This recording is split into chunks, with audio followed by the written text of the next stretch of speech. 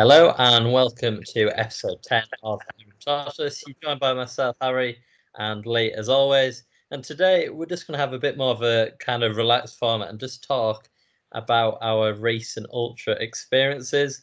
I completed a 60k ultra a couple of weeks ago now, and Lee completed the Cumbria Way, was it? Yes, 75 miles. 75 miles. What's that in kilometers? I have no idea. It must You're be. going to ask me that because you're one of them kilometer runners. I think it's exactly double, you know. I think it's 120. Is it? Let's call it 120 then. Yeah, because mine was 37 miles and it was 60k. Yeah, so So roughly then, yeah. roughly 120 kilometers. But yeah, so we both have done ultras in recent weeks. We just thought we'd kind of compare our experiences. Obviously, Lee's is slightly more extreme than mine, but we can both kind of speak about, what we maybe did right, what we did wrong, nutrition equipment, pacing, all that kind of stuff in the lead up to it. So yeah, I guess a good place to start is kind of before our event. Um, just so you know, mine was, as I said, 2 weeks ago now, and yours was literally last weekend, wasn't it? Yeah, Friday, Saturday. Friday, Saturday, yeah. So yeah, both within a week basically of each other. But yeah, before the event, obviously you've got a lot of experience with this kind of thing. You've completed like the Marathon des Sables amongst many more, right? Yeah, I did that back in 2015, but this is Yeah, this is my first ultra in a year. first ultra in a year. But yeah, you've got a good experience of like past ultras. And obviously Marathon des Sables, from what I've seen, is mental in terms of like the heat and all that kind of stuff. But yeah, so this was my first ultra. In terms of training preparation, we both probably didn't do it anywhere near what you meant to do. Um, but I think Lee would probably agree. Like with ultras, a lot of it is kind of mental. You're not going for like a PB, so it's like pacing doesn't really matter. It's more about can you get it done? Would you say? Yeah, I mean, obviously, if you've got a certain time in mind, then Hmm. that will equate to certain paces. But for a lot of the average ultra runners, it is the aim is to complete, not compete, as is kind of a classic saying. So yeah, their aim is to not overdo the pace. Start off pretty comfortable, and then just kind of hold on as you get to the latter stages to finish it and hopefully enjoy it and not be absolutely destroyed by the end of it. And that was certainly my goal going into my event. Yeah, same here. Isn't it? Yeah. I just wanted to complete it. As I said, first one, so not too sure what to expect. And yeah, you're right. Some people at the front may be competing for the podiums or whatever, or maybe do want to improve on the time years before. But a lot of people just want to get it done. So as I said, we both went into it with not the best preparation. I just completed a 5K race a week before. Um, and my longest run, I'd probably done a half marathon to be fair, so it wasn't like mental different. But Lee, in comparison to his 120k, what was your longest run again? So my longest run was 9 miles. 9 miles, and then he jumps up to 75 miles. Yeah, I mean, there's no excuse really, and I certainly wouldn't, uh, you know, encourage people to kind of run a big ultra off the back of doing such little mileage. For me, I was just purely, I've just been lazy over the last couple of months. During the initial stage of lockdown, I was really on the ball with Mm. uh, getting consistent weekly mileage and all that sort of stuff. Again, it wasn't huge amounts; it was moderate, Yeah, 30, 40 per week. Um, but I was consistent. And then, kind of once lockdown eased, I don't know what happened. It just all went a bit to pot for me. So yeah, so 9 miles is the longest I've done probably in the last few months. But like I said, I've got the experience and kind of know what to expect, so I could manage my pace, as it were, and not overdo it. And like you said, a lot of it is mental and nutrition anyway. So as long as that was on the point, I knew I could drag myself through it. yeah, exactly. Yeah, was Yeah. that 9 miles even like a few weeks before? Was it like Yeah, it's probably about 2 weeks before. Oh, at least you got that in. At least you Maybe got the even 9 miles. 3. I don't know. That's But just yeah, mental, there was no structured training for this event as I would normally do. Like I said, I wouldn't recommend it. I've always normally gone at least a good 3-month training cycle of building up the mileage and all that What stuff. what preferably, all things going well, would have been your highest mileage before? I would have liked to have done a 30-mile race. So something like, Right. like a 60K like you did as like a tune-up race or a practice race before it. Right. So the one that you did would have been actually a perfect kind of sort of last long run / race, and then have a sort of a week or so just to then taper off before the event. But yeah, obviously I didn't have that much foresight to plan ahead, and obviously a lot of these events you don't know whether they've been going ahead or not. And Yeah. told me about you doing yours. I didn't even know that that was happening. So, Well, yeah, neither did I until it popped so up on Instagram. So what, a week before or something? yeah, well, yeah, I entered it a week before. Yeah, so just you got to take what you can get Yeah, at we're the not minute. setting the best example here for running, are we? Probably not, but I guess you can argue like as we said, a lot of it is mental. Yeah, Um, you know, it's a bit cringy, or whatever, but if you believe you can do something, a lot of the time you can. yeah. So don't try not to give up. No, that's Um, it. And like I said, we're both. I think the thing we've got to fall back on, me and you, is that we are experienced runners. We've done a mm, lot of races, done a lot of running. Our legs are conditioned to running. It's not like we've had 6 months off and then gone and decided to yeah, do this ultra. We have been running during the periods leading up to it, just maybe not as much as we potentially could have to yeah, perform to our relevant abilities. But so it's not like we've gone in and risked injury or something like that by going doing nothing for months and months and then all of a sudden going and doing a crazy race. So yeah, it's a good point. We're both fit and active people. Like we're both exercising numerous times a week. Maybe not as much as we should be doing or were doing, but still, you yeah, know, we're still in a good position. We could do better with better preparation, but it yeah, doesn't matter too much. But yeah, um, so yeah, in terms of training preparation and running, probably not ideal. If we wanted to get the best result, out of our respective races or runs, we should have done it differently. But yeah, in terms of nutrition, um, we both have kind of, I guess, well, not similar problems, but both have little issues with nutrition. Mine was more kind of, it was a lot of guesswork. Like I understood I probably needed to have a lot of carbs and maybe a lot of fats because it's kind of a slower race before the run. Like the days before, I was having, a lot more carbs than I usually would, whether it was bread, pasta, that pizza, kind of. You are pizza. pizza. Oh yeah, the 16-inch I saw pizza. I your forgot. picture. That was amazing. Honestly, that was amazing. That quiet. They didn't believe me when they did. They thought like I'd ordered the wrong size, or they like questioned that I wasn't going to eat it. You do not know who I am. Yeah, well, I was like, I'm running to eat more, mate. Come on.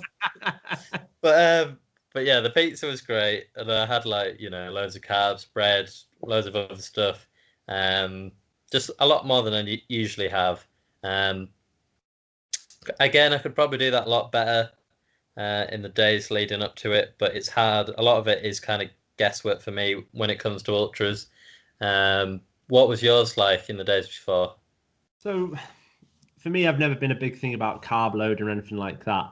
Mm, But for yeah, me, when I know events coming up, I just use that as an excuse to just eat more anyway. yeah, Not yeah, for any performance benefits, just in terms of, well, I've got a race coming up in a couple of days. I'm not going to feel as bad about having some extra calories these next few days and stuff like that. I'm going to soon burn it all off. exactly.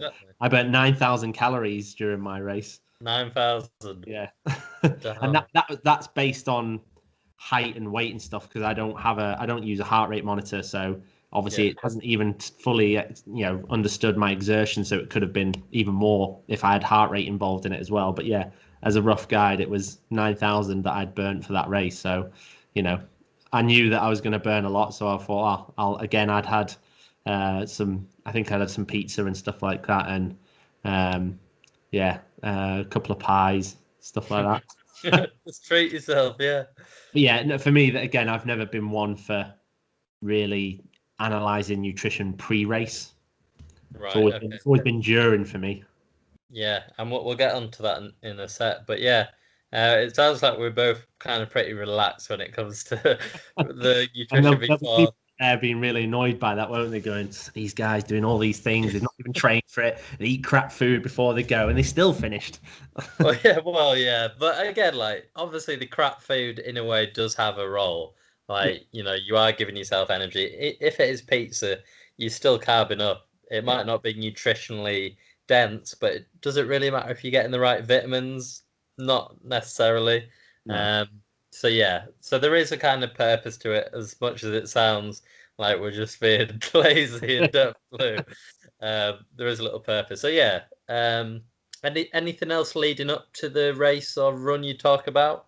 Well, yeah, because you mentioned this before is kit preparation before the It run. prep. Yeah. Um, So another area that well, I'm rubbish at. I'm not very good at running. Um. So yeah, kit preparation again. First ultra. I don't really have a clue. Like we have a kit list for the race. By the way, it was Ambleside Trail 60. I don't know if I said. But yeah, we had a kit list, and obviously I tried to quickly get everything that week that I needed. So I had to order first aid kit, emergency blanket, whistle, um, some other things like the clothing, yeah, um, waterproof waterproof trousers. clothing, waterproof trousers, which came from a family member that wasn't mine, because I found stuff, but it was just so heavy. And like, I actually had a nightmare on the day of the run. I don't know if I said this to you or you read it, but I was packing everything up. We were about to leave, like we had to get up early and leave and everything. And I put my water into my pouch. I brought a pouch with some Kendall Mint isotonic powder as well, which is great. So I put that all in, and everything was kind of in the bag, hanging out here and there, whatever. Um, but I went upstairs, and then I came down. It had leaked everywhere, like it all come out, and we couldn't really work it out because we got the bag out and looked like it wasn't leaking anymore. Like it didn't make sense, but somehow it had leaked everywhere, and everything was sticky and a mess. So I had to quickly get that out. We're in a rush. Have to put the water in instead, another pouch, and forget the isotonic. Um, and it was just a disaster, really. Like I couldn't fit everything in the bag. My tracksuit bottoms were hanging out the back, like just holding on for dear life. It was just a disaster, really. Which I really realized a mistake I'd made 10 meters into the race. But yeah, before we get into that, what was your kit preparation like? Was that better than mine? I'm guessing. Yeah, so I'm pretty on the ball with that sort of thing now, just from like you said, from experience of one having the kit anyway. Just obviously having done a few ultras, the kit lists tend to be very similar in Yeah, terms of like you said, they all require to have a basic first aid kit, a survival blanket or survival bag. Waterproof with tape seams and all that stuff. So I've obviously accumulated that kit over the years anyway, and just utilize that. So I've already got it to hand. And same with the packs to carry it in. I've got vests of various sizes and rucksacks and stuff. So for this one, because I knew I was technically self-supported, because it wasn't, obviously it was a virtual race for me. It wasn't an organised event, so there was no checkpoints or anything like that. I was just going to meet my partner Jane in Keswick to get a resupply. yeah, So obviously I knew I needed to take a bigger rucksack, so I took a 25 litre pack. And then use the kit list that the Cumbria Way Ultra. So I didn't mention mine here. The Cumbria Way Ultra race had posted for their previous year's events, and use that as a basis of what I should take. okay. But obviously then I had to take a lot more water, so make sure I had a few extra bottles to carry, kind of like 3 litres of water to Three do me, meters. to do me between the checkpoints, and obviously extra nutritional stuff. So I had a lot of the Mountain Fuel Feel Good bars. So just to make sure I wasn't going to run out of food or water between starting and meeting Jane in Keswick. So I always write out a list of what I need, and then I pack it well before the race, to make sure I know where everything's going to go and where I'm going to put stuff, and tick it off as I go. So I know I've got everything at least a week in advance. Yeah, And then from there, obviously I know it's all good. I'll keep most of it packed in the bag, but obviously some stuff I still use for other bits and pieces, or whether I'm going out for runs before the event. But then I just make sure I keep that list, and then I have like a second check column, as it were. So then when I come to pack it the night before, I recheck everything off. So I empty the pack completely, repack it again, and just double check that I have got everything that I need. So yeah, and like I said, in terms of me, the only stuff I usually have to buy nowadays leading up to an ultra is just the food. Because obviously all the kit, especially having done some of the more complex ones where it's multi-day or they expect you to have sleeping bags and tents and all that stuff, I've got all of that sort of stuff. So I know that no matter what race I do nowadays, I shouldn't really need to buy any kit unless it breaks, which I normally replace straight away. So yeah, so it was just a case of in advance buying mountain fuel stuff, and obviously you've got those sun-made raisins and all that sort of stuff. So yeah, so prep-wise, I was all good, and then I just set up a couple of bag for life bags, one for a checkpoint bag for Keswick and one for a finish bag for when Jane come and met me at the end, so then I could get changed and all that stuff, and then they were just in the boot of the car for when I needed them. Brilliant. What, do you use a certain brand for your bag or not? So I used OMM 25. Oh yeah. Yeah, so I really rate that pack. I used it for Marathon des Sables. I used it for the spine. If there's an extensive kit list or you need to pack a lot, obviously like a typical 5 litre, 10 litre vest usually isn't big enough unless you're like made of money and buying all the latest lightweight packable kit, which I have some stuff, but some stuff is a bit bigger and bulkier. So I've used, this is my third one of these now. So when they do, because I abuse them and they get used a lot. So when they do wear down eventually, I happily buy another one just because I really like them and they're comfy. So I use the OMM rucksack for my race. It looks, I remember just seeing like a video of you running. It looks fairly big. Like, I guess you'd assume that's you've got the main compartment, you've got the top flap. There's 2 waist pockets, so you can easily get food and all that stuff. You can easily put water bottle holders on the straps, which again I did like for MDS and stuff. So I have my water bottles here, but it's got 2 mesh pockets on the sides, which fits my water bottles and my poles in. It's a decent sized pack, and because it's not got any sort of rigidity to it, it can kind of mold and you can compress it. There's little straps here and there to make it bigger, smaller, and all that sort of stuff. So even if you've not filled it, you can compress it quite well so it doesn't rattle about and shake about. You know what the weight was of it before you started, roughly? Of my whole pack? Yeah. It's about 10 kilos. 10 kilos, damn. That's a lot to be running with, isn't it? Yeah, well, you think straight away 3.5 of that was just from water. Yeah. And then I had a comprehensive first aid kit, survival bag, waterproof trousers, waterproof jacket, a spare long sleeve top, compass, whistle, hat, gloves, buff. I had 6 mountain fuel flapjack bars, some pizza, some sausage rolls. Obviously, the water bottles themselves to carry the water, they weigh a bit as well. Because I don't like using the soft bottles. I always use solid plastic ones personally. I've just never got on well with them. What else was in there? Some tablets, head torch, batteries, GPS. Yeah, quite a few bits and pieces. Yeah, because just quickly, like nutrition wise, I brought Kendall mint bars and some raisins as well, and I think that was it. Maybe some gels actually as well, but not too much. Yeah, I had a couple of gels as well, but I try and, because they don't do as well with my stomach, I try and kind of use those as a last resort if I'm really struggling. Yeah, well, yeah, that's fair enough. Which gels did you use? So the Kendall ones. Oh, Kendall mint. Okay. Yeah.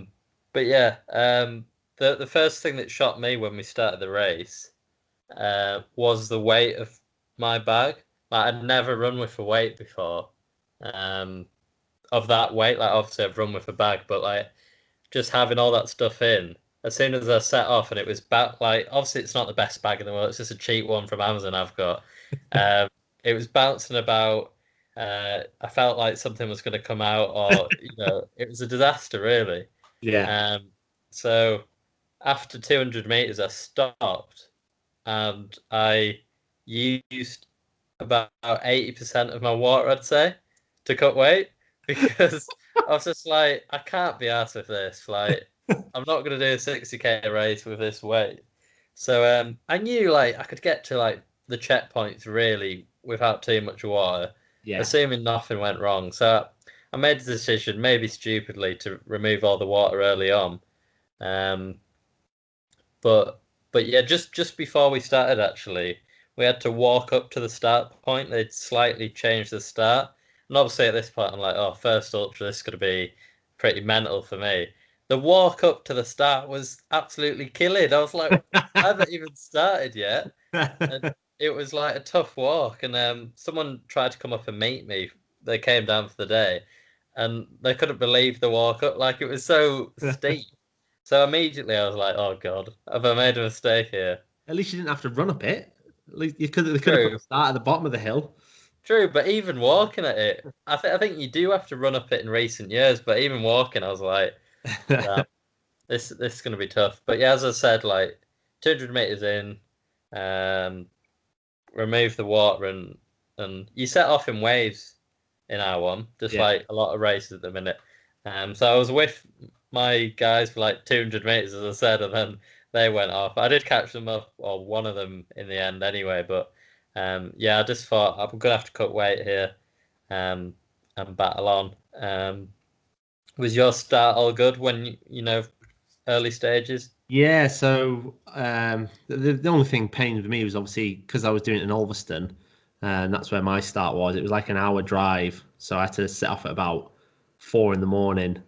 Sorry, 5 in the morning. Got up at 4, just so that I could get there for about 6, because that's when I wanted to start. Uh, Why 6? just because it was starting to get light, so Okay. I didn't want to have to carry my head torch and stuff at the first half of the race. I wanted to leave that with Jane so I could grab that off her in Keswick, which I knew if I was on pace, I'd get to before it got dark. So then I could get obviously my head torch and all that stuff and carry it for the second half. So yeah, so it will have just been starting to get light by the time I set off. So yes, and also the race when it normally runs starts at 6 in the morning as well. So I thought I'd go for similar time. So yeah, so it was a long drive, but then obviously it got to the start, and I don't know if you have this with the shorter distance stuff, but I'm sure many racers will attest to having the need for a nervous poo before you start your race. Yeah. And obviously, tried to do that before I left. And then in typical fashion, and I didn't need to go. And then as soon as I got to the start, where there's no public toilets open anymore, no organised, no venue toilets for the race because it's not a race. So yeah, so then I was like, typical. Now I need to go just before I'm about to start running. So yeah, so I had to hold it in for a bit and go later on in the race. Later on in the race, Yeah. you just go in a field or something. Yeah. So I always take emergency toilet roll with me. Oh mate, I've had times when I haven't had anything to use, honestly. So don't worry about that. I've been caught out too many times. I've learned that lesson now. I always take emergency toilet roll with me. So yeah. Was your just quickly? Was yours? Did they put it on as a virtual race, or did you just decide to do No, it? Like, they put it on as a virtual race. So you had from the 10th of September to the 20th of September to do it. right. And because they normally run they run their full Cumbria Way, which is the one I did, the 70 odd miles, but they also do a 30-mile option, starts in Keswick and finishes at Carlisle Castle. And so yeah, so you could sign up to either of those virtually, and you didn't have to do it on the route. You could just do a 30-miler anywhere around the country. Oh, right. Still send in your time and all that sort of stuff. So yeah, but obviously because I live in the lakes, it made sense that I would do the actual route. So can you see other people's efforts and stuff as well, or not? Looked yet? No. So because they had until end of Sunday, obviously the results will have been collated. I'm guessing yesterday. So they might have been posted yesterday, but I didn't look, and I've not had a chance to check today. But there's a Strava group for it as well, where you can put your runs in. When I put mine in over the weekend, obviously they had the weekend before was when it started, and I think maybe quite a few people had done it then. There was only one other person that had done 70 miles by that point. Everyone else had done the 30-mile option. So I don't know many that had signed up to the full distance. It doesn't surprise me, to be fair, with to do a 75-mile race just kind of on your own virtually. You've got to be pretty mad, right, to do it. Yeah, I mean, it's definitely tougher, obviously, when you haven't got that organised event. And like I said, for myself, this is my first ultra I've done on my own since 2015. Right. Because because all the other ones I've done since I've done with Jane. So, you know, the Spine Challenger and stuff I did last year and Lakes in a Day, I've done with Jane. So I've always had someone else with me, which obviously is good for when you do start struggling or you fatigue or whatever. You've got that other person to kind of keep you going and vice versa. So, yeah. So this is the first time I was doing it on my own. But, you know, I was fortunate that I had people who ran with me at certain parts that I didn't know were coming. So, yeah, like when I was coming into Keswick, a few members from the gym that I coach at come and met me and ran in sort of the last half mile or so into the checkpoint where I was meeting Jane. And then a guy had already organised to run with from Keswick to Colbeck. So that was kind of the toughest part of the race. So I wasn't on my own the whole way, which was good. I even had a friend come and meet me again. I didn't know he was doing this at like 12:30 at night. As I was just coming out of a random field, he was there at the road waiting, going, "No, I'll come and run with you." And I was like, Really? "Oh, yeah." And I was like hanging out my ass. I was like, "Oh yeah, this would be great." Just as I needed. How did he know where you were going to be? So I hired a GPS tracker for my event. Oh, right. Just for a safety element as well. So I used Open Tracking, hired their tracker for the weekend. So it means that then you get a link to a website where they can see you and follow the little man running across the screen. So they've obviously been tracking it and seeing where I was and then seeing where I'd come out because the route's on there as well. So then they obviously planned to meet me at a certain point. And that's how Jane then used it to make sure she was in Keswick by the time I was getting into Keswick. Right. Okay. So yeah, first time on your own, but you had, you know, some great people come out and support, which is awesome. Yeah. Definitely. Brilliant. Yeah. So yeah, getting into the main kind of bulk of our races and runs. Mine was it's marketed as like one of the most picturesque in the country, like beautiful views and all that kind of stuff, and it certainly was. Like obviously Ambleside's in the Lake District, if you don't know, and yeah, it did involve a fair few fells. The views were stunning, lots of like little towns, and a lot of the time you don't take in the views because you know you're focused on foot and all that kind of stuff. But if you stop to look back a lot of the time, if you like climb up a mountain and look back, it really was brilliant. Like the weather was fairly decent, bit of rain, bit of wind, but it could be worse to be fair. So yeah, can't really complain there. And yeah, for the first kind of half, after I'd sorted out the water a little bit at the start, it was all right. Yeah, I was just kind of plodding along. I met up with a couple of people, had a good chat. I didn't feel, you know, kind of out of depth or anything. Yeah. And the first checkpoint was at 30k for me. It's usually at 15k, but was 30k this year because of COVID, basically. And that was great. That they had a little team there, you know, clapping you in. They knew my name, I guess, from the numbers coming in. And they had, you know, some nutrition bars and that kind of stuff as well.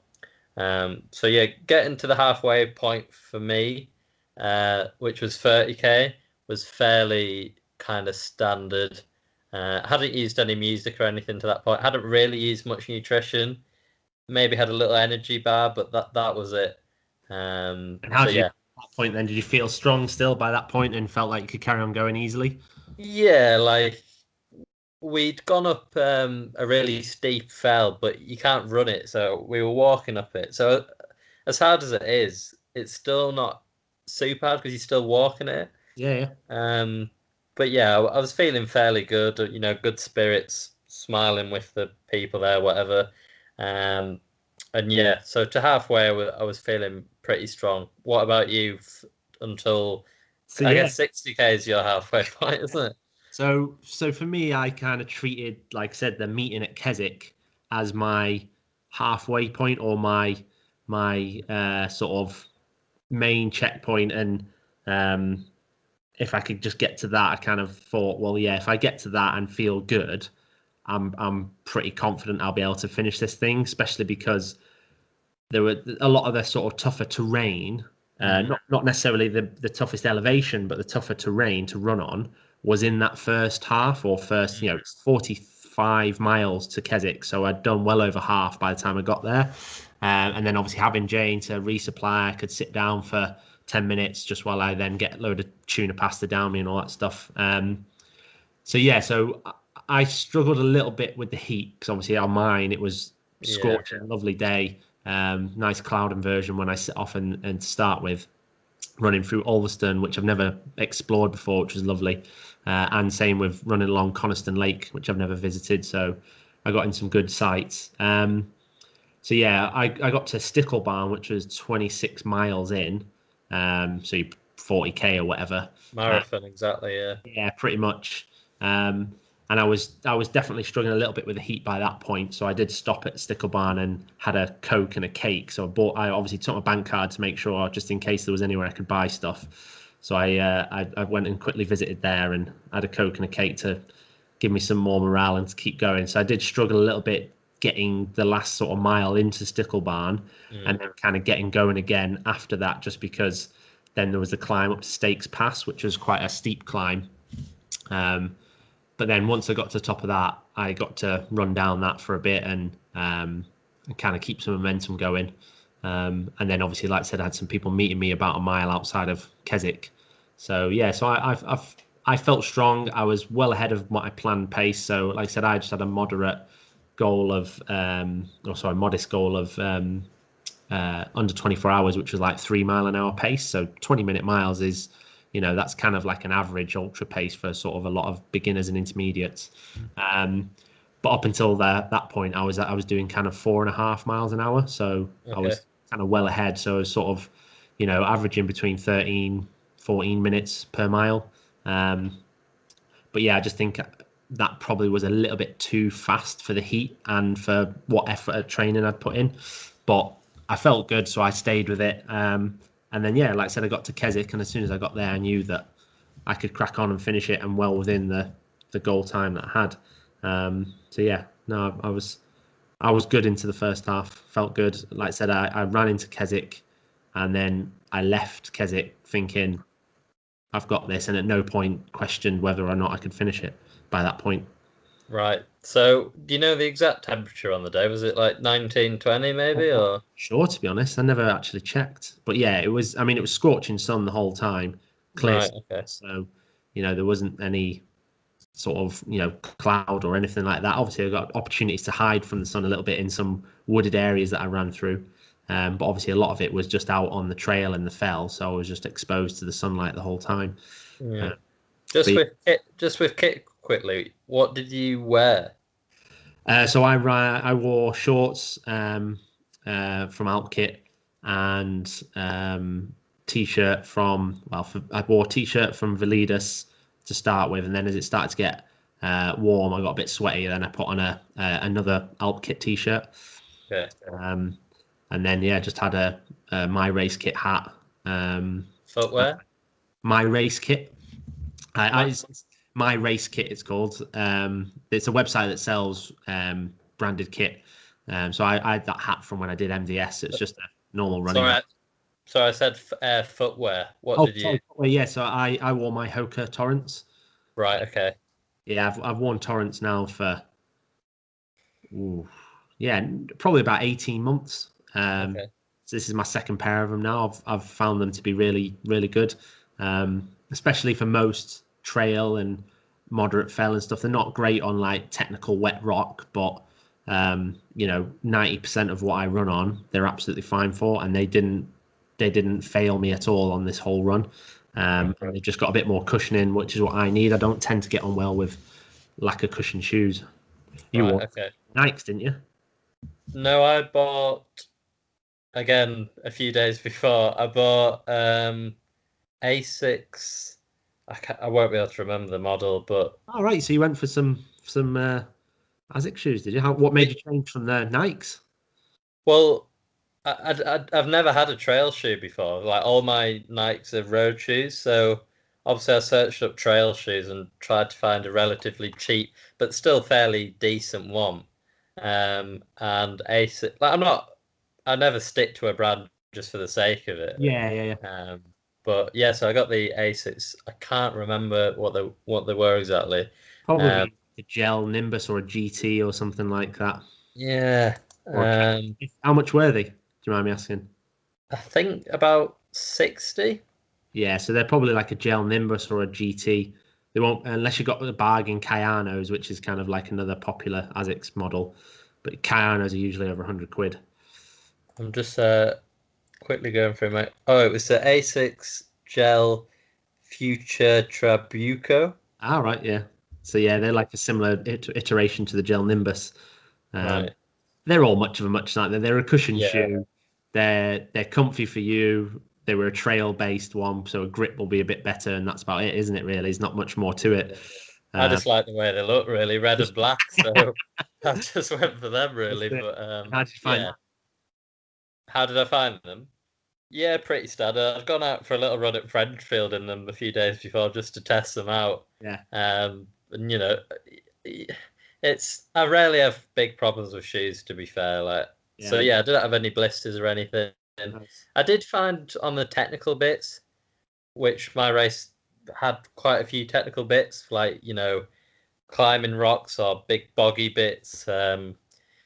That my foot maybe on the ankle was like tilting quite a lot. I'm not Yeah, sure if that's the shoe or my strength or what it was, but yeah, it was a lot more technical than I thought it would be. yeah. As I said, was yours technical? Would you say or not? Um, I wouldn't say technical. More, I don't know. It's hard to when I think of technical, I think of descent because running on sort of flat terrain, even if it is a little bit kind of rough or loose Yeah, or whatever, it's a lot easier for most people to handle. It's yeah, when you put that sort of terrain into a steep descent, which is what I sort of consider technical, because then you've got, the confidence in running downhill as well as the grip issues, and then add on to the fact that you've got to be really careful with your foot placement. Um, so yeah, so like I said, from Ulverston all the way up to uh, sort of beyond Coniston, it was all kind of just dirt trail and okay. stuff like that. Nothing too horrendous. So you didn't have to like use your hands or anything. Oh no, no. So there was Oh, only two real big ascents in my race. Um, so there was the one um, leading up towards Sticklebarn okay. and dropping down into Stickle. Sorry, no, after Sticklebarn up Stakes Pass, which was Mm, kind of like a weavy, zigzaggy kind of trail. So not too technical at all. It's like a common walking trail. And then the other one was up to High Pike after passing Skiddaw House, so kind of back of Blencathra. So the first ascent up that is a little bit more not technical, but just hard because it's quite a steep but boggy okay. and like little baby grass heads and all that sort of stuff. So Mm, you're kind of slipping and sliding all over the place. But yeah, and there was certainly no technical descents really on mine because then coming off High Pike is just like pretty much a trail the whole way down. And again, it zigzags a little bit, so it's not even super steep and fast. It's kind of zigzags around. But yeah, so I wouldn't say mine was too technical, and yeah, I didn't have any problems with that side of things, and my shoes were absolutely fine with that as well. right. Okay. Um, Yeah, I mean, I guess we've got different viewpoints on what technical is, but from someone that I'm basically a road runner, to be fair, it was a big contrast, like especially the bits where I had to use my hand. Yeah, It wasn't like I was, bouldering or whatever, but like I still to navigate certain corners or whatever, you had to use your hands and it'll be a stuff bit, like that. bit mild scrambling. Yeah, exactly. Yeah. And yeah, as I said, there were boggy bits, lots of like not sharp edges, but just places where you can't run. Basically, that's what I kind of think of as technical. Yeah, Like it was I couldn't run if I wanted to, kind of thing. yeah, Um, so yeah. After the halfway point, there were two huge, well, for my viewpoint, two huge ascents. Um, and they were pretty tough. Like even just walking them, obviously starting to fatigue at that point a bit. Um, so yeah, um, it got a lot harder to be fair in the second half, but there was never a point where I didn't think I would do it because I thought even if you get to 40K, what are you gonna do like on top of this mountain? Like you've got to get home somehow. So yeah, you might as well finish it kind of thing. So yeah, I just pushed on for the second half, took on a few energy bars, um, was maybe feeling a bit hungry towards 50K, in the last 10K, a lot of it was kind of back to road, which suits me perfectly, Yeah. to be honest. The last K was actually my fastest of the whole race because Oh, nice. it was just like a road kilometer like completely, and that's what I could do. Yeah, but still to muster up a decent sort of fast finish, as it were, at the end again is testament to your overall fitness, even if you hadn't prepped for it. Do you know what I mean? Yeah, I think it was like 4 minutes 35 or something, so it was decent. Nice. Um, but yeah, like again, like with pace and stuff, judging the ultra as a whole, I won't have done it, as well as I could have, nowhere near. But it's what I did get is a lot of experience, I guess, and that's the main thing. And as I said, beautiful, beautiful race, and I'll definitely do it again in the future, I think. But yeah, So what would yeah. you do differently though if you were to do it? Obviously, I know aside from maybe doing a bit more actual training for it, but Mm. is there anything during that you would have potentially have done different? Is there any, you know, any sections that you probably could have gone faster or maybe not been as cautious on? Um, by the way, if I was to do an ultra again, I would probably do it in a similar format. Like it would probably be like I've done a 10K race. I've got a bit of time now to do what I want. I'd probably do it again, honestly. I don't see myself ever training properly for one, No. unless it was like a mad, like if it was Marathon des Sables, something like that, then yeah. But I don't know. Maybe that's stupid, but um, Well, you know, the thing is though, like I said, you've got to remember that whilst you've not necessarily put the sort of mileage into your legs, you've conditioned your legs to deal with yeah, discomfort a lot. You know, even running a 5K, especially at the speed you're going, is very uncomfortable. You know, so there's that mm. mental grit and determination that you're going to get from that. But And like that's I said, that's 9 times. If you can just put one foot in front of the other, no matter what speed you're going at, if you can just keep that in your mind, just go and just keep moving, you'll get to the end at some point. You know. that's the thing. Like a 5K race is in some ways. It's a weird comparison because it's like you're out of breath, like it's painful the whole way. Like an ultra isn't like that. It's like over time, like you're never going to be. Well, you're unlikely to be out of breath in an ultra. Do you know what I mean? Yeah, you're not going to be gasping for air like you would on a 5K, but Mm. there is still that mental battle though, isn't there? You know, you're trying Mm. to fight that burning sensation in your legs. Your legs are starting to feel really heavy, and you're trying to battle on to keep maintaining a certain pace to hit a 5K PB or whatever. There's still some mental fights and battles that you're going to go through to do that, even if it is over a shorter period of time. That will transfer and help keep that sort of mental robustness for when you are doing a longer race. Yeah. Oh, definitely it'll help. It's not going to take away or anything. Yeah. But of course, if we could get a long run in, it would help even more, I'm sure. But in terms of what would have changed during the actual run, I need to get the equipment sorted out. Like my bags just like it's good for what I've used it for in the past, like my road runs or whatever. Put my phone in and off I go. But for the amount of stuff I had, it's just not. It's like as I said, I had stuff in like the front area with strings holding it. Just wasn't good enough. Yeah. Um, And but that's for me as well. One thing that I've seen with a lot of runners is the kit side of things lets a lot of ultra runners down because mm, they don't want to invest in decent kit because like I said, maybe they're just doing the odd ultra here or there, or they're doing their first one. But then if they're doing something, especially like in the lakes, and I know at the moment the weather was good and yours wasn't too bad, but you want to be prepared for certain eventualities, you know what I mean, and have decent waterproofs and stuff like that. So it is, and it's a long-term investment. Like I said, I bought my waterproof jacket and I've used it for loads and loads of races. It's more than earned its money's worth. yeah, So I definitely think that would be straight away. It would be if we were to do some tips, would be don't skimp on the kit and certainly make sure that you've got kit to handle all types of weather, even if you know it's not going to be bad weather, just mm, because you don't know for sure. And then you go, right, I've done an ultra. I might think of doing another one. So then at least you've got, like I said before, I've always known I've got all the kit for no matter what ultra I ever do. So I've made a long-term investment. Even if I was only going to do one a year, at least I know it's going to serve me well. yeah, definitely. Yeah. The thing is, like, it's so important to have all the first aid kit and everything. But for example, my head, I know, assuming nothing went wrong, which is a big assumption because of course anything can go wrong when you're on an ultra. It'd be so much nicer to run it without the it's not unnecessary, but do you know what I mean? Without the weight, like to Yeah. do that 60k without this bag bouncing up and down. It'd be so nice, Yeah. but you just can't do it unless you've got like, an ultra design with support teams on the way or whatever. Um, so yeah, that's kind of the annoying thing, I guess. But if if something went wrong up there, you've got nothing but what you've brought. Yeah, So that's it. And especially with the checkpoint being spread out a lot further than it normally would be, it's just one of them things, especially during this time as well. You don't want to be like a big burden on mountain rescue and things if you can kind of look after yourself as best you can. Obviously, I know if you get injured, you get injured. But yeah, for me, I've always been a big believer of having safety kit with me all times. Even when I go out training runs, I always have first aid kit and survival bag in my vest. I don't carry a big oh, pack, really, a small vest. Yeah, just because, I've been running once and come across a guy who's on the mountain. He's broken his ankle, but he's in the middle of the fell, not on a trail, and no one can hear him. And it's just lucky that I was going off trail and came across him. Otherwise, he didn't have a phone, he didn't have a warm kit or anything. He could have been on there all night.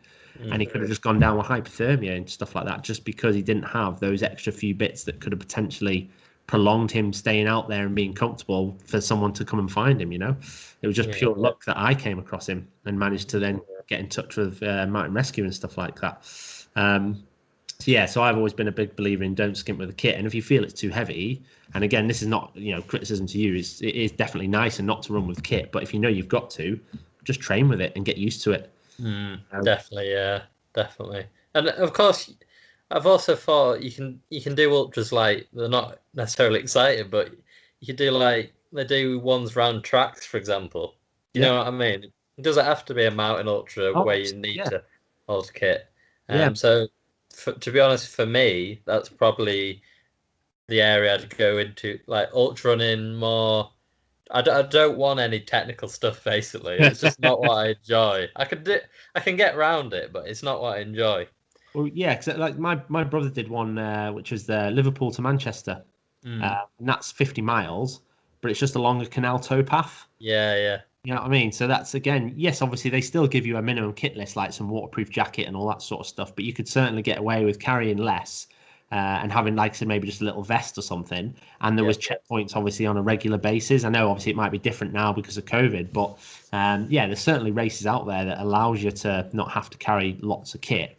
But, certainly on the waterproof side, I would always say that don't skimp on those, because even in a flat route like that, if you're out on a 30 mile or 50 mile where you're out for hours and hours, the last thing you want to be doing is letting the rain kind of scupper your mental ability or your morale because you're just feeling wet and cold. So I think having some decent waterproofs is a must. And if you look after them, they'll last you a long time. So yeah, true. So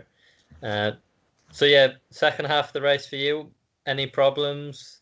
So my feet were getting a bit battered, as in quite sore and tender by the time I got up to the top of High Pike. So it had already gotten dark by this point as well. So obviously I was running into the night. And then, so I struggled to run downhill off the top of High Pike just because my feet felt so bruised. I didn't have any, again, I'm like you, I'm pretty fortunate with shoes. I get on well with most that I've tried. I rarely get blisters in any kind of races that I've done. But I just the impact for some reason just wasn't there. And that'll probably just be lack of conditioning my feet for longer distance by, like I said, not doing any proper long runs. And not really being on the fells for quite a while either because of moving down to where I am now. We've got some beautiful trails, but not like any real sort of rugged fells and sort of harder terrain, as it were. And then I got into Colbeck and again had a surprise with some people meeting me there, giving me some flapjack and all that sort of stuff, which was really nice. And then I was on my own then for quite a bit after that, so that I'd had a runner come with me from Keswick to Colbeck, which I really was grateful for, because I definitely needed that, because in the dark, obviously, it's a different ball game then in terms of the mental side of things. It's a lot easier for your mind to wander, and I was getting tired. By that point, I'd been going for, I don't know, about 10 hours or something like that, maybe 12 hours. And obviously I'd been up since 4, and it was getting obviously like 8, 9 o'clock at night. So it was good to have that person just so I could just keep my eyes on his feet and just follow him as he was dragging me up the hill. So then, got into Colbeck, then went off on my own, and then it was just going through fields and trails and stuff like that. And again, just maintained a steady plod. Once I was on the flats, my feet were fine. It was only really downhill that I felt that discomfort, so I was fine. And like I said, after we'd done High Pike and all that stuff, that was the last big climb of the event. The kind of, the last sort of 15 miles, which was what I had left pretty much from Colbeck, was trail and fields, and then a little bit of road at the end in Carlisle. So again, never had any real doubts or sort of inclination to stop or anything. Like you said, if I was wanting to stop there, I was in the middle of kind of just fields and stuff. I was like, well, I've got to get to the nearest road anyway. By that point, I'll probably have like a few miles to go. So, but again, never creeped in. I felt good. My feet were sore, but in terms of my head and my body and all that stuff, felt good. I was just tired. And yeah, obviously still having stomach issues. Like I said, I really struggled with the food side of things in terms of I had a lot and ate a lot, but yeah, just digesting it and utilizing it. Just, I don't know. I need to figure that out still. And then, yeah, ran into Carlisle Castle, got in there about 3 a.m. So yeah, to do it in just over 21 hours, 40 minutes, or just under 21 away. And yeah, then bungled into a car for an hour drive back home and straight to bed. So happy with that then? Happy with the time? Yeah, absolutely. Like I said, I wanted under 24, and so like I said, it was 21:40, so well under that. And yeah, and as I said, I was very surprised. I said this to Jane when I'd finished. It was the first ultra I've ever done where I've never had, even just for a split second of kind of, I don't want to do this, or I want to finish at the next checkpoint. I never had that throughout this whole race. I don't know why. Again, maybe just because I've not done it in a while, and especially at the start where it was lovely views during the summer. It was just a real nice day of enjoying running, which I've not had for a while, to be fair, especially with lockdown and all that stuff. So yeah, I think I was just that wrapped up in enjoying the run. And even when it got hard, I was still just focusing on enjoying the aspect of running and being out in the wilderness. So yeah, so I felt good. I was really happy with my performance for the effort and training that I put in, and the fact that I'd done it, self-supported and carrying a pretty decent weight on my back throughout as well. Yeah, no, smashed it, mate. Smashed it. I know what you mean. Like when you're looking at all these brilliant views, especially in good weather, your mind's kind of. It's like I was just like shocked. Like I can't believe what I'm seeing a lot of the time. Yeah. So, the views are just incredible, and yeah, I bet it was similar for you as well. Yeah, Would you recommend that route for other people? absolutely. Yeah, it was, and like I said, even once it's an organised race again, I'm sure it'll be awesome with more regular checkpoints and stuff like that. Because obviously, I think there was over the proper race, they have 4 or 5 checkpoints over that distance. Right.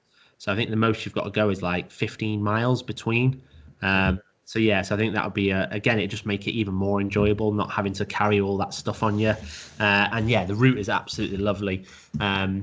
I'd already done the sort of Keswick to Colbeck before, so I knew what to expect, but I hadn't ran any of the initial stages, like I said, Ulverston, Coniston, all that. Absolutely lovely trails, very runnable, very easy to do. Navigation was easy, and like I said, obviously it was blessed by having a really nice weather as well. It might not be as enjoyable if it was hammering it down with rain and the cloud, but yeah. I would definitely recommend it, and I know a lot of people who've done it as a walk because it's obviously quite a popular walking route over a series of days and stuff. So yeah, no, it was really nice. So the only bit that was probably a little bit less exciting was the kind of last 5 or 6 miles once you get into Dalston, because then from Dalston to Carlisle, which is like I said about 5 miles, it's all just on a cycle path. Right. So it's tarmac cycle route.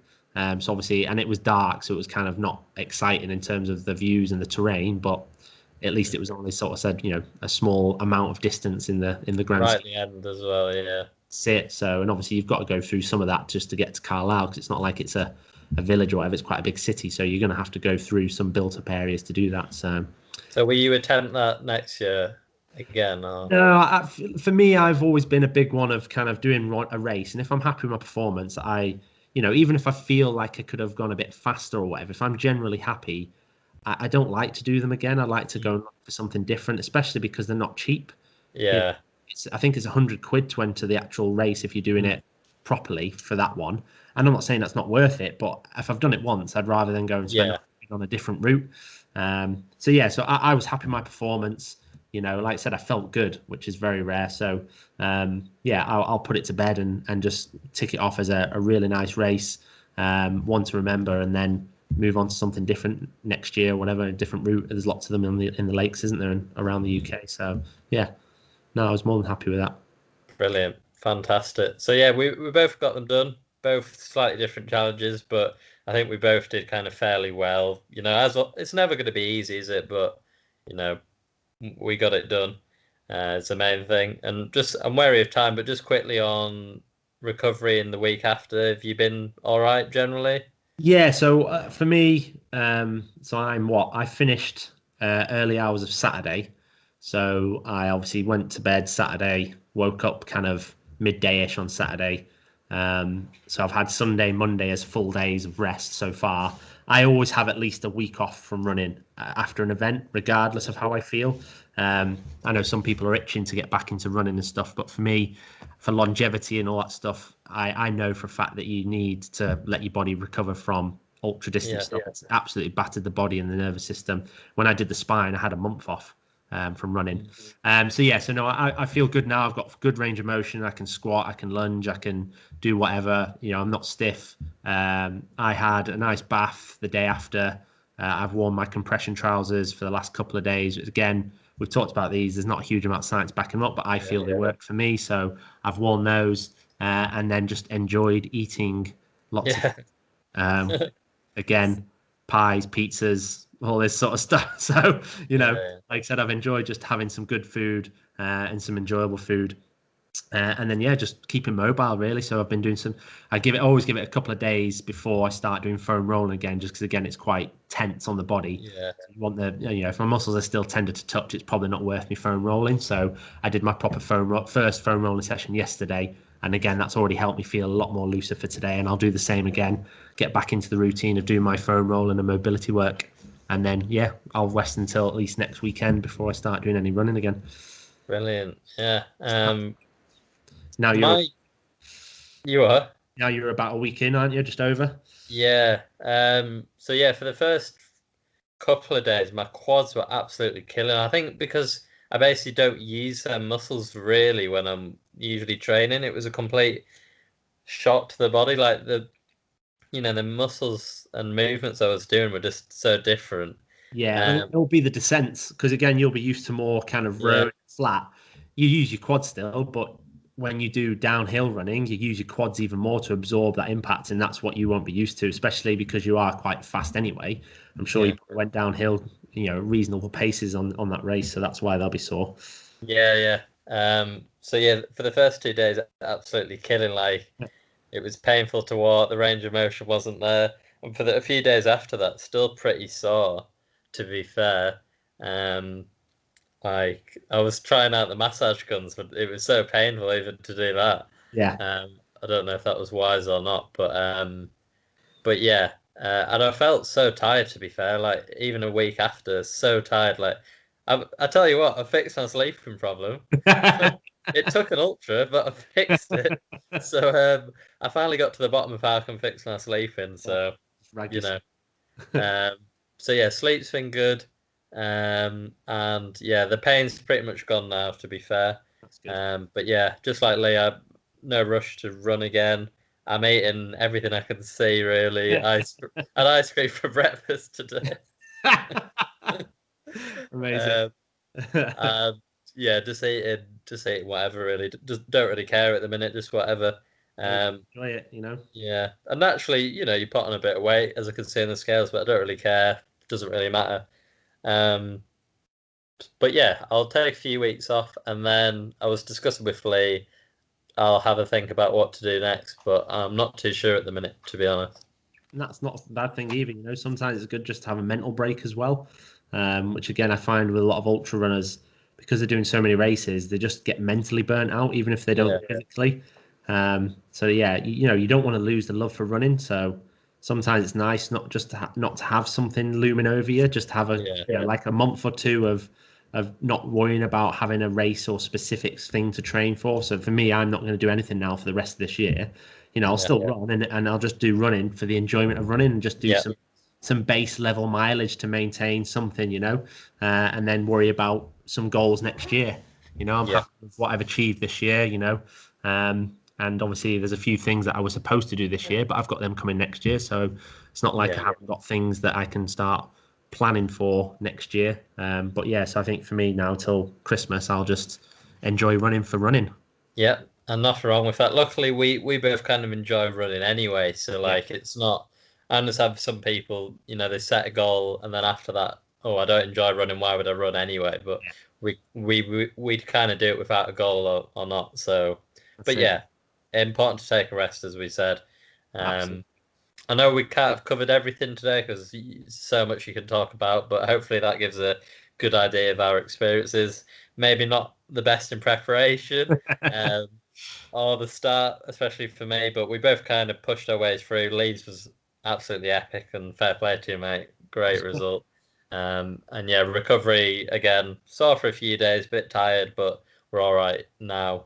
And to be fair, you only finished on like Saturday, right? Yeah. So you're not long finished at all. Um, Yeah, so I saw quads for the first day or so, but I just kept myself moving. Like I said, I took the dogs out for a walk the day after, so on the Sunday. Uh, I should have kept moving, shouldn't I? it, Really? it does help with blood flow and recovery, Yeah. definitely. So you don't have to do anything hard. Like I said, I literally just went on a nice slow walk with the dogs on the Sunday. Um, and then same on the Monday again, took them out yesterday for a walk. And obviously I was back at work yesterday anyway, so I was coaching at the gym. So I was having Right. to demonstrate certain exercises. But by yesterday I felt good. I could squat easily without any discomfort or soreness or whatever. I could sit on the toilet back to normal and all that sort of stuff. Yeah, yeah, Yeah. But again, that'll be just testament to mobility work and all that stuff that I've obviously, harped on about during these videos that we've been doing. My mobility and strength work is definitely one of the reasons why I don't suffer with huge amounts of soreness during or post race.